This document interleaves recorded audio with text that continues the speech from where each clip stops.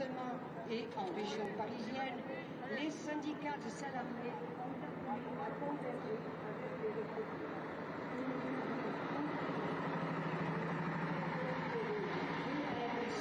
De Solidaires et de la CGT. Au nom de nos organisations, nous tenons à les remercier d'être en convergence avec nous, parce que ce budget des horaires 2026 touche également les salariés et leurs familles. APL, modification des allocations familiales, etc., pour ne citer que celles-ci. Les premiers ministres se succèdent, mais la politique reste la même. Le projet de loi de financement de la sécurité sociale 2026, version Le Cornu 2, actuellement en discussion à l'Assemblée nationale, est un copie-collé de celui de François Bayrou du 15 juillet 2025. Seul le maintien des 2 jours fériés et la suspension de la réforme des retraites reportée en 2028, une vaste fumisterie, ce sont les retraités qui vont la payer. Car elle maintient le départ à la retraite à 64 ans et sert de monnaie d'échange pour faire voter le budget 2026 et l'application de réformes actuelles pour ceux et ceux qui partent maintenant à la retraite. Son coût est estimé à 400 millions d'euros pour 2026 et 1,8 milliard en 2027. Somme qu'il faudra compenser par des économies afin que la dette ne dépasse pas les 4,9 du PIB. Pour nous, nous sommes toujours pour l'abrogation de cette réforme. Mêmes recettes, mêmes effets. Les retraités demeurent au cœur des attaques. Partant du principe que les retraités ont un niveau de vie élevé, que leur taux d'épargne progresse, que les pensions ont fortement augmenté entre 2021 et 2025, ce sont à elles et eux de fournir des efforts pour amoindrir le déficit de la sécurité sociale. Pas de revalorisation des pensions du régime général en 2026, une année blanche, une revalorisation de 0,9 points en dessous de l'inflation en 27 et 0,4 points en dessous du jour de l'inflation de 28 à 30. Donc, camarades, vous avez vu ce qu'il nous attend. De suppression de l'abattement fiscal de 10 euros pour un abattement forfaitaire de 2000 euros. 10%. Excusez-moi, 10%, ouais. Ces mesures s'ajoutent au gel de la retraite complémentaire, Agirc-Arrco, imposé par le MEDEF qui préfère prendre des actions des sociétés Thales, Airbus, Safran pour un total de 3 milliards d'euros pour contribuer à l'effort de l'industrie d'armement du pays et maintenir un taux de réserve de l'Agirc et de l'Arco de plus de 108 milliards d'euros. Au-delà du gel des pensions en 26, ce sont l'ensemble des prestations sociales qui ne seront pas revalorisées, ainsi que le barème des impôts. Les conséquences vont être dramatiques pour certains retraités qui vont devenir imposables et donc perdre certaines aides réservées aux ménages non imposables. Je passe la parole à Marie-Laure. La santé des retraités est mise en péril avec ce projet de loi pour une économie de 7 milliards d'euros. Le gouvernement souhaite doubler le montant des franchises médicales ainsi que le plafond annuel de 50 euros à 100 euros. Également, il remet en cause le statut de l'affection de longue durée, l'ALD, en le recentrant uniquement sur des pathologies nécessitant des soins importants.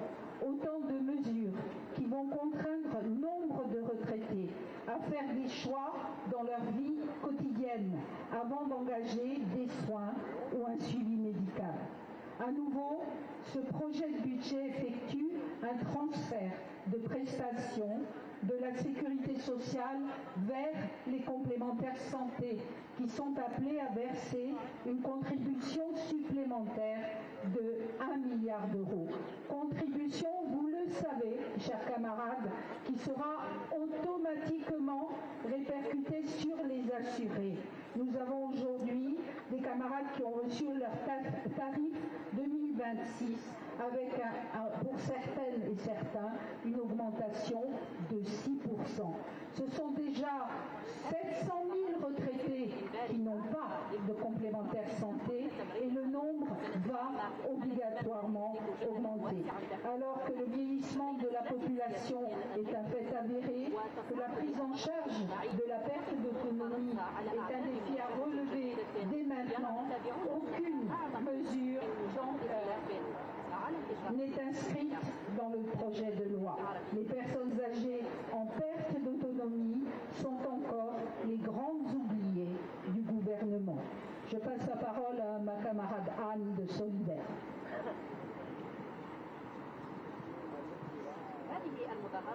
Ce projet de loi 2026 constitue une attaque sans précédent contre notre sécurité sociale et contre les droits des retraités. Les plus hauts revenus, les entreprises sont à nouveau épargnées et pourront continuer à bénéficier de niches fiscales très avantageuses, à verser des dividendes aux actionnaires, à être exonérés de cotisations sociales et à bénéficier d'aides publiques sans contrepartie. De plus, le gouvernement Lecornu envisage d'ouvrir des discussions sur l'avenir même de notre sécurité sociale, son financement, mais aussi de remettre le sujet des retraites à la table des négociations. Oui, il est possible de financer une sécurité sociale répondant aux besoins de la population en termes de niveau de retraite, de prise en charge de la maladie, de la perte d'autonomie. C'est une question de choix politique. 88 milliards d'euros, c'est le montant des exonérations de cotisations sociales accordées aux entreprises. 211 milliards d'euros, c'est l'ensemble des aides publiques accordées aux entreprises. 80 milliards d'euros par an dans les paradis fiscaux.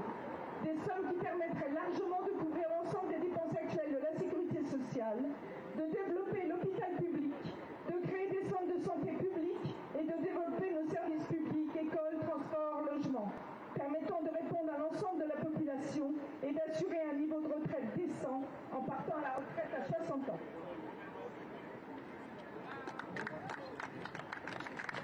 Mais notre intervention s'adresse aussi par une lettre ouverte au patronat, au président du MEDEF et aux représentants du monde économique. Nous, anciens salariés, ouvriers, employés, cadres, artisans, commerçants et agents publics, avons contribué à la richesse de la France et des entreprises, quelle que soit leur taille. Pourtant, aujourd'hui, nous sommes nombreux à vivre avec des pensions insuffisantes, souvent indignes, dans un contexte d'inflation qui ne cesse de renier notre quotidien. Cette situation n'est pas le fruit du hasard, elle est le fruit d'un modèle économique qui a longtemps privilégié la compression salariale au nom de la compétitivité. Elle est aussi le résultat de décennies de politiques salariales qui ont maintenu des millions de travailleurs à bas salaire. Or, de faibles salaires produisent mécaniquement de faibles retraites. Le patronat porte une grande part de responsabilité dans cette paupérisation.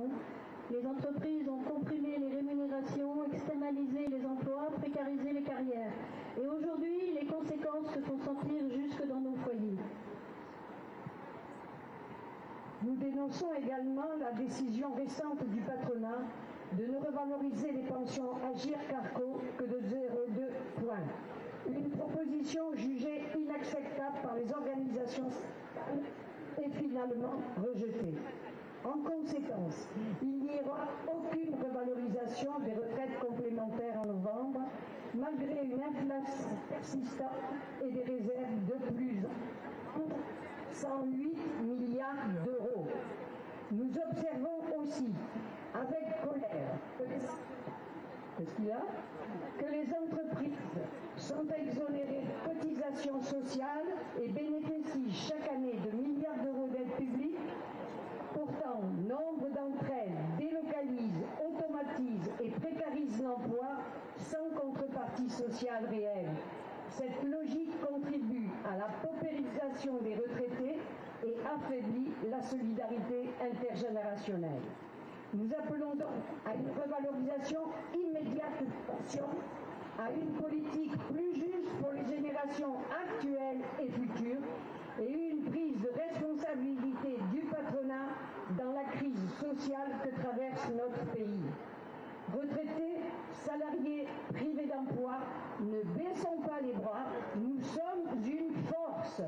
Nous appelons les députés et les sénateurs à ne pas voter ce budget et comptez sur nous pour rendre publics les votes de l'Assemblée nationale et du Sénat.